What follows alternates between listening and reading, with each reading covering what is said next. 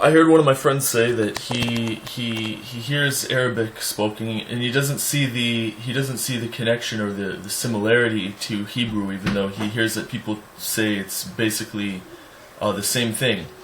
Which the Rambam or Maimonides said that one who knows Hebrew and Arabic, he understands that it's essentially the same language. So what I wanted to talk about is why doesn't it sound to some people like it's the same? It's because today people basically speak a Hebrew that is influenced by Western European languages. When it comes to Torah and Tefillah, if a person wants to speak Hebrew that way, it's actually a bit of a problem.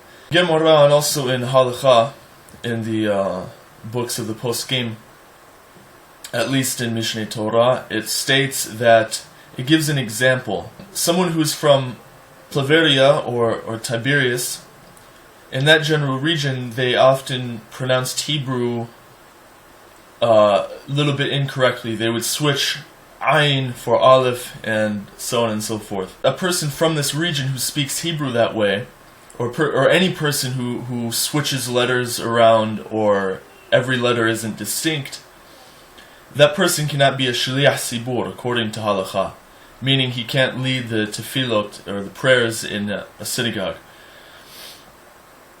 This is also the case when reciting Kriyat Shema, and also the Kohanim, when they recite the Birkat Kohanim, they are supposed to pronounce every Hebrew letter correctly. Now, a lot of people don't know, but there's actually about 33 sounds in the Hebrew alphabet, in the Hebrew alphabet. There's basically 11 double letters, which makes, there's 22 letters, and 11 of them are double letters, making approximately 33 sounds in the Hebrew alphabet. Let me go through them quickly. Aleph is a glottal stop, meaning it's Aleph, like if you say the word lish'ol, you hear the stop in the middle of the word. That's what an Aleph is. It's basically silent, but it's not really quite silent. Bet is a B sound when it has a dot in it, and it's a V sound, vet, when it is undotted. Gemal is kind of a hard G. So a G is a version of it. Some Jews pronounce it Jimal, and Jimal and Gimel both derive from the original Ga. Ga is a sound that is a very hard kind of clicking G sound. That's a Gimal when it is dotted. When it's not dotted, it's Ra, which is like a GH sound made in the upper part of the mouth. Dalet is a D sound. When it's undotted, it's Dalet. So that's actually why in Kriyat Shema, in the recitation of the Shema, that you have to elongate the Dalet. That's what it says in Halakha. How do you elongate a Dalet that's a D? You can't elongate Da.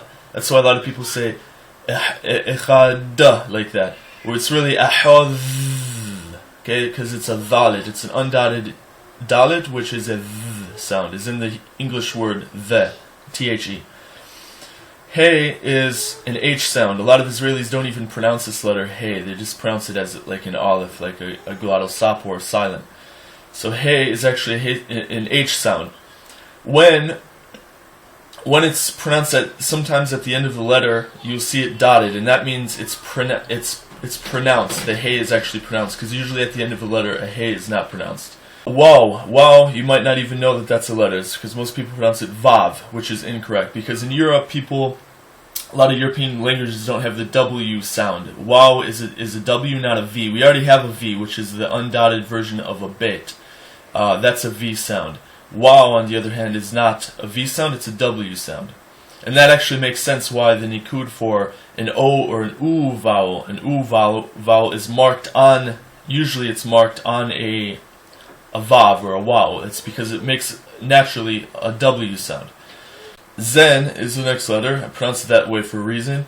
Zen is a Z sound, and it's also interesting because in Arabic, for the word Zahav in Hebrew, which means gold, in Arabic it's Dahab. It means the Zen and a Dalet, a Z and the D letters, in Hebrew and Arabic are actually interchangeable. And the reason for that is, if you hear for the Saf version of a Dalet, the undotted is a the. Now the dotted version for a zen is z, so it's like a z mixed with a the. So zen is both a z and a th sound. Heth is a guttural h sound, which people commonly hear in Arabic. Now today a lot of people pronounce that chet, which is incorrect. We already have a kh or a ch sound, which is chaf, the soft version of the letter chaf, and het is actually pronounced differently. Het. It's a guttural H sound. Tat is the next letter. A lot of people mistake this for a tav, a T, a regular T sound. It's actually a T or a D sound moved back on the top of the mouth. Tat. Yud is a Y sound. Now, when any of these letters that are not a double letter, meaning they only have one sound like a yud, when it's dotted, it's elongated. It's a yud. An example of this would be like in the word tefillah, which actually the lamed there, which it only has one sound, is dotted and it makes a double sound. So it's actually pronounced tefillah. And you hear this a lot of Arabic. For example, the name of God in Arabic, Allah.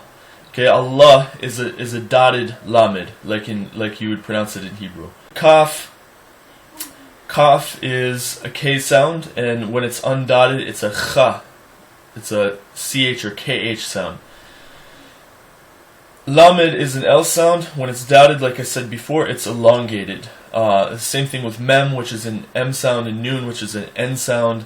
Samech is a S sound said below, almost like when you say the word Mexico. When you come off the K of the Mexico, it's almost that you naturally pronounce the sound lower below the teeth. So it's actually s. It's not s like a regular S, it's s. Ayn is a letter that a lot of people pronounce like an aleph, either silent or as a glottal stop. And ayn has its own sound. Every single letter in the Hebrew alphabet has its own sound. Ayn is a I don't even know how to describe it. It's a kind of a guttural, more harsh version of an aleph. Ayn. And also, when it is dotted, it's actually a ghain. A ghain is a sound that's a GH sound pronounced back in the mouth. Unlike ghimel, which is a GH sound pronounced higher in the mouth. So you have ayn, and when it's dotted, ghain. And also there's times when it's not dotted where it's pronounced ghain, but somebody has to know kind of the rules of how that works. Pe is a P sound, and undotted it's a F sound. Everybody gets that right. Sadi is an S sound said above. Okay, so we had samech, which is an S sound said below the bottom set of teeth. The sadi is a sound said above above or behind the teeth, I should say. Behind the teeth. Behind the upper set of teeth. Sadi. Now when sadi is dotted, it's actually al-dhadi. It's a DH, like the word dhalit, is in a hard TH sound is in English, except said behind the teeth in the same place where the soft sound of sadi, the regular S behind the teeth, sadi and dhadi. Boof is a guttural G sound. Some people pronounce it as kof, which is like a guttural K sound, which is also basically correct. It's just kind of more or less a version of the letter goof. But some people also pronounce it goof like a regular G sound. But goof is really correctly a gulping G sound. Goof. Resh is also a double letter. Resh is a rolled R. Rolled R. Okay? So resh is a rolled R, as in Arabic, Spanish, Russian, all sorts of languages. But also when it's dotted, which occurs rarely, and also during certain rules where a resh is pronounced as if it's dotted, it's actually much like the English R, which is there's resh, and when it's undotted or when it's dotted, it's resh. Sheen is an SH sound, and when the dot is on the left side as opposed to the right, it's pronounced as a seen. Everybody also gets that right. A seen is a regular S sound made with the teeth. That's why sheen, the letter, means tooth. Sheen and seen. Tau or tav is a T sound, regular T sound made in the teeth. Ta, okay? And then an undotted tav is a th sound, a soft th sound. Th, thou, tau, and thou.